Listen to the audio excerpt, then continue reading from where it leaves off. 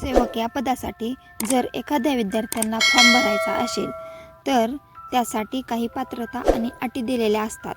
ग्रामसेवक हा ग्रामीण भागातील महत्त्वाचा शासकीय कर्मचारी असतो. त्याची शैक्षणिक पात्रता उमेदवाराने किमान 12वी म्हणजे HSC उत्तीर्ण केलेली असावी. काही वेळा कृषी, ग्रामविकास, समाजशास्त्र किंवा तत्सम विषयातील डिप्लोमा किंवा पदवी असल्यास प्राधान्य दिले जाते. याशिवाय आणखीन MSc याचे प्रमाणपत्र असणे अनिवार्य आहे.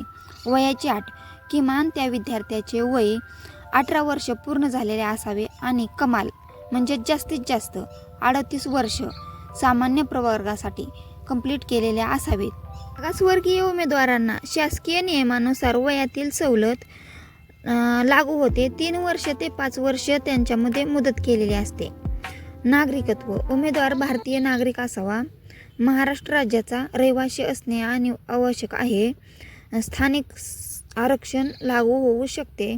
कॉम्प्युटर कौशल्य म्हणजेच MSc किंवा समतुल्य संगणक प्रमाणपत्र आवश्यक असू शकते. इतर महत्त्वाच्या बाबी म्हणजेच उमेदवाराकडे शुद्ध चारित्र्य प्रमाणपत्र म्हणजेच कॅरेक्टर सर्टिफिकेट असणे आवश्यक आहे. उमेदवार मानसिक व शारीरिकदृष्ट्या सक्षम असावा. नोकरी भरती प्रक्रिया तर यामध्ये पहिला टप्पा म्हणजेच लेखी परीक्षा. लेखी परीक्षेमध्ये MCQ प्रश्न असतात. 4 पर्याय असतात आणि त्यामध्ये एक उत्तर द्यायचे असते.